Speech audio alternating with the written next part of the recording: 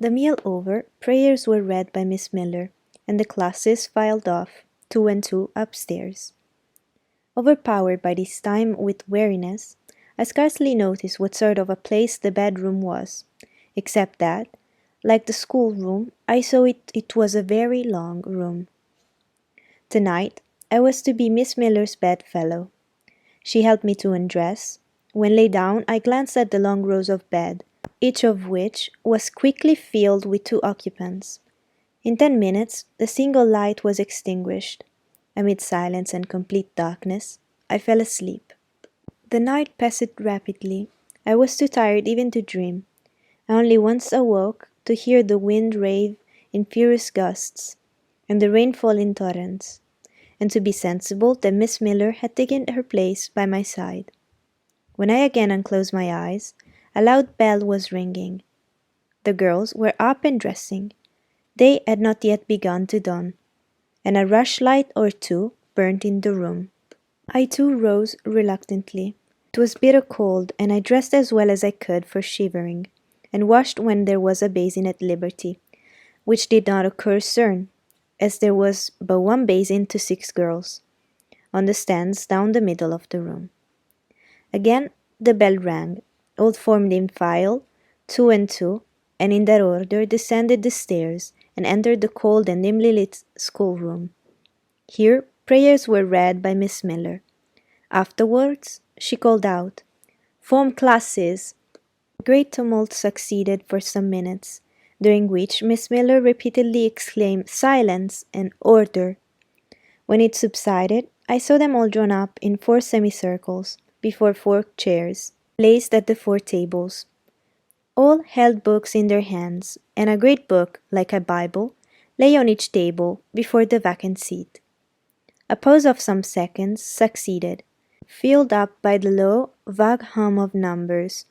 Miss Miller walked from class to class, hushing this indefinite sound. A distant bell tinkled. Immediately 3 ladies entered the room. Each walked to a table and took her seat. Miss Miller assumed the 4th vacant chair, which was that nearest the door, and around which the smallest of the children were assembled. To this inferior class I was called, and placed at the bottom of it. Business now began. The day's collect was repeated, then certain texts of Scripture were said, and to these succeeded a protracted reading of chapters in the Bible, which lasted an hour. By the time that exercise was terminated, day had fully dawned. The indefatigable bell now sounded for the 4th time. The classes were marshalled and marched into another room for breakfast. How glad I was to behold the prospect of getting something to eat.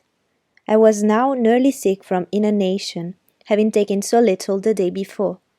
The refectory was great, low-ceiled, gloomy room. On 2 long tables smoked basins of something hot, which, however, to my dismay, sent forth an odor far from inviting.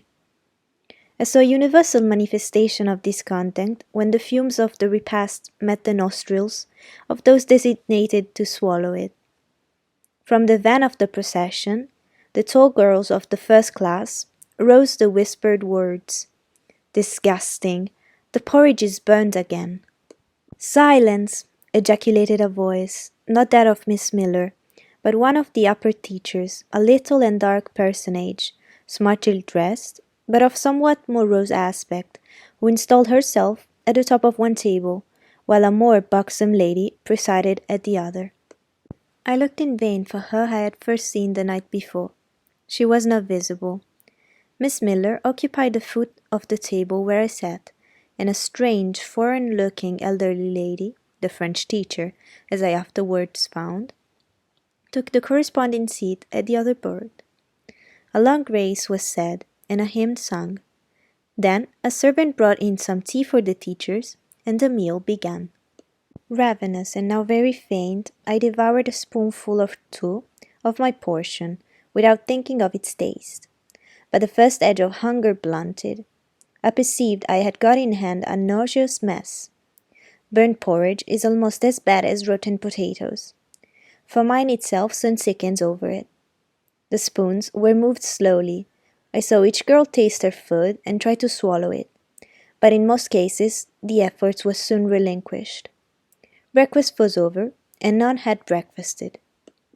Thanks being returned for what we had not got, and a second hymn was chanted. The refectory was evacuated for the schoolroom. I was one of the last to go out, and in passing the tables, I saw one teacher take a basin of porridge and taste it. She looked at the others, all their countenances expressed displeasure, and one of them, the stout one, whispered, "Abominable stuff! How shameful!" A quarter of an hour passed before lessons again began, during which the schoolroom was in a glorious tumult. For that space of time it seemed to be permitted to talk loud and more freely, and they used their privilege. The whole conversation ran on the breakfast, which one and all abused roundly. Poor things! It was the sole consolation they had. Miss Miller was now the only teacher in the room. A group of great girls standing about her spoke with serious and solemn gestures. I heard the name of Mr. Brocklehurst pronounced by some lips, at which Miss Miller shook her head disapprovingly. But she made no great effort to check the general wrath. Doubtless she shared in it. A clock in the schoolroom struck 9. Miss Miller left her circle, and standing in the middle of the room cried, "Silence! To your seats!" Discipline prevailed.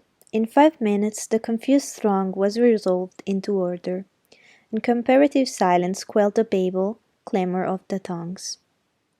The upper teachers now punctually resumed their posts, but still all seemed to wait. Ranked on benches down the sides of the room, the 80 girls sat motionless and erect.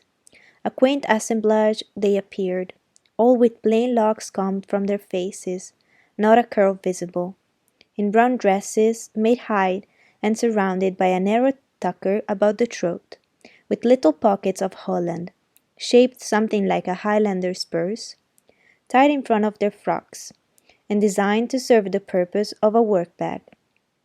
All two wearing woolen stockings and country-made shoes, fastened with brass buckles. Above 20 of those clad in this costume were full-grown girls, or rather young women. It suited them ill, and gave an air of oddity even to the prettiest. I was still looking at them, and also at intervals examining the teachers, none of whom precisely pleased me, for the stout one was a little coarse, the dark one not a little fierce, the foreigner harsh and grotesque, and Miss Miller, poor thing, looked purple, weather-beaten, and overworked. When as my eye wandered from face to face, the whole school rose simultaneously, as if moved by a common spring. What was the matter? I had heard no order given. I was puzzled. Here I had gathered my wits, the classes were again seated.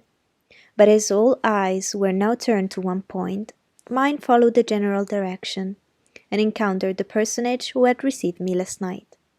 She stood at the bottom of the long room, on the earth, for there was a fire at each end. She surveyed the 2 rows of girls silently and gravely. Miss Miller, approaching, seemed to ask her a question, and having received her answer, went back to her place, and said aloud, "Monitor of the 4th class, fetch the globes." While the direction was being executed, the lady consulted moved slowly up the room. I suppose I have a considerable organ of veneration, for I retain yet the sense of admiring awe with which my eyes traced her steps. Seen now, in broad daylight, she looked tall, fair, and shapely. Brown eyes with a benignant light in their irids, and a fine penciling of long lashes round, relieved the whiteness of her large front. On each of her temples, her hair, of a very dark brown, was clustered in round curls, according to the fashion of those times, when neither smooth bands nor long ringlets were in vogue. Her dress, also in the mode of the day, was of purple cloth, relieved by a sort of Spanish trimming of black velvet. A gold watch, watches were not so common then as now, shone at her girdle. Let the reader had, to complete the picture, refined features, a complexion, if pale, clear, and a stately air and carriage, and he will have, at least, as clearly as words can give it, a correct idea of the exteriors of Miss Temple, Maria Temple, as I afterwards saw the name written in a prayer book entrusted to me to carry to church.